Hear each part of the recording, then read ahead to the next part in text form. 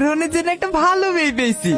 মেয়ে দেখতে একবারে ঐশ্বর্য রায়ের মতো, যেমন মুখের কাটে তেমনি বড় বড় চুল। ওরা কখন আসবে বলিস ভাই? ওরা ফোন করে বললো তো বেরিয়ে পড়েছি। বেরি পড়িছে এ রোহন।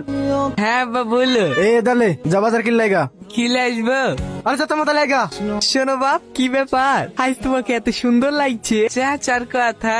আরে বলো না, আমার এই লাতিটাকেও তোমার মতো সুন্দর করতো। কাউকে বলবেন না তো চাচা? আরে না না, খেপা নাকি? এইসব কথা কাউকে বলা যায়? আমি লাক্স সাবান মাখি চাচা। ও যাও বাপ, তুমি বাজারটা করে লাইছো।